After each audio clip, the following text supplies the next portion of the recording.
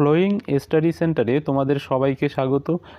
সপ্তম শ্রেণীর প্রথম পর্যায়ক্রমিক মূল্যায়ন 2024 ভূগোল বিষয়ের যে পরীক্ষা হবে সেখানে তোমাদের পূর্ণমান থাকবে 15 এবং সময় থাকবে 30 মিনিট। এই ভিডিওতে আমরা আলোচনা করব তোমাদের ভূগোল বিষয়ের যে ফার্স্ট ইউনিট টেস্টের সিলেবাস এবং সাজেশন সম্পূর্ণ উত্তরসহ একটা প্রশ্নপত্র এই ভিডিওতে আলোচনা করা হবে। তো ভিডিওটা তোমাদের কাছে খুব ইম্পর্ট্যান্ট হতে চলেছে, তোমরা অবশ্যই সম্পূর্ণ ভিডিওটা দেখো। তো প্রথমেই চলো আমরা তোমাদের অধ্যায়গুলো দেখে নেই, কোন অধ্যায়গুলো ফার্স্ট ইউনিট টেস্টে আছে। ঠিক আছে, তো প্রথম পর্যায়ক্রমিক মূল্যায়নে তোমাদের যে অধ্যায়গুলো থাকবে সেটা হচ্ছে 1, 2, 3 এবং 4, এই 4টি অধ্যায়, অর্থাৎ পৃথিবীর গতি, ভূপৃষ্ঠের কোনো স্থানের অবস্থান নির্ণয়। 3 নম্বর অধ্যায় হচ্ছে বায়ুচাপ, আর 4 নম্বর হচ্ছে এশিয়া মহাদেশ। তো এই 4টি অধ্যায় থেকে তোমাদের যে প্রশ্নের কাঠামোটা, ঠিক আছে, অর্থাৎ নম্বরের যে ধরন, কোন অধ্যায় থেকে কত নম্বর প্রশ্ন থাকবে সেটা একবার ভালো করে দেখে নাও। তোমাদের বহু বিকল্প উত্তর ভিত্তিক যে প্রশ্ন, সেখানে প্রশ্নমান 1 যে প্রশ্নগুলোতে তোমাদের অপশন দেওয়া থাকবে।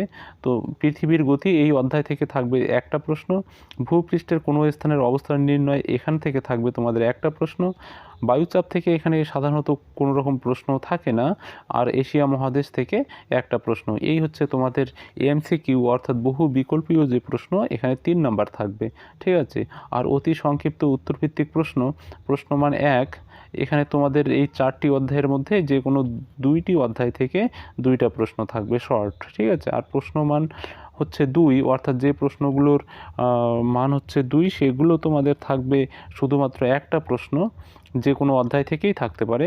এবং প্রশ্নমান 3, এখানে তোমাদের একটা প্রশ্ন করতে হবে, 5 নম্বরই প্রশ্নও তোমাদের একটাই করতে হবে।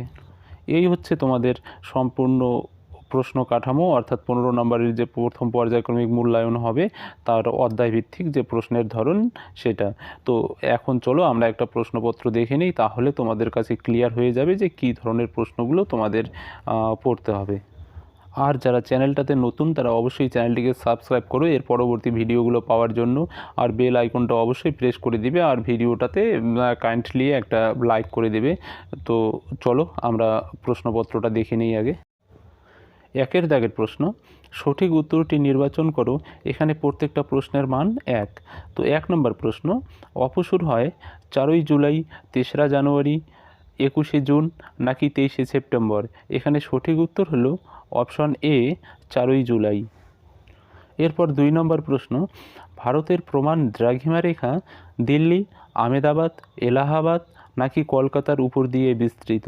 এখানে সঠিক উত্তর হলো অপশন সি, এলাহাবাদ।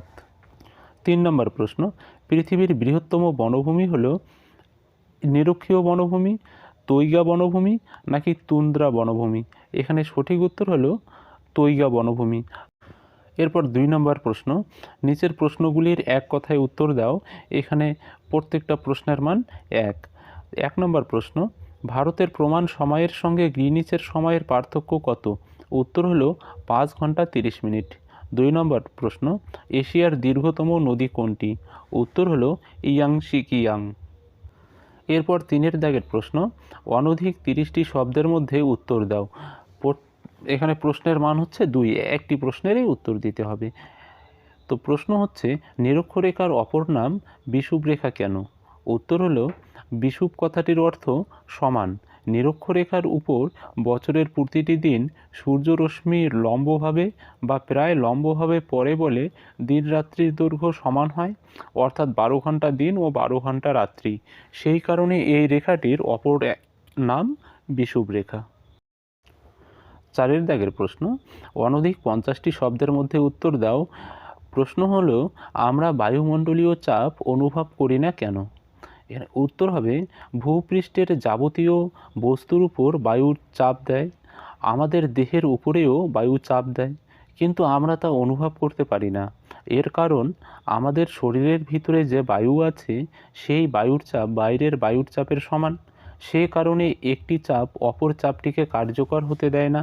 কিন্তু উঁচু পর্বতে আরোহণ করলে দেহ অভ্যন্তরীণ চাপ অপরিবর্তিত থাকলেও বাইরের বায়ুচাপ কমতে থাকে, ফলে নানা রকম শারীরিক গোলযোগ হয়, যেমন শ্বাসকষ্ট, নাক দিয়ে রক্তপাত ইত্যাদি হতে পারে।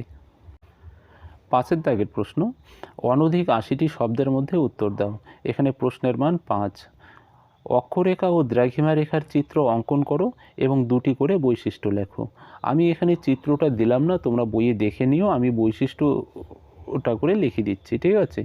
উত্তর হলো অক্ষরেখার বৈশিষ্ট্য, অক্ষরেখাগুলি পূর্ব পশ্চিমে বিস্তৃত, নিরক্ষরেখা থেকে অক্ষরেখা গণনা করা হয়। আর দ্রাঘিমা রেখার বৈশিষ্ট্য, দ্রাঘিমা রেখা উত্তর দক্ষিণে বিস্তৃত, মূল মধ্যরেখা থেকে দ্রাঘিমা রেখার গণনা করা হয়। তো আজকের ভিডিওটা এই পর্যন্তই। প্রশ্নগুলো খুব ইম্পর্টেন্ট, তোমরা অবশ্যই প্রশ্নগুলোকে অভ্যাস করবে, ঠিক আছে। তো আজকে বাই।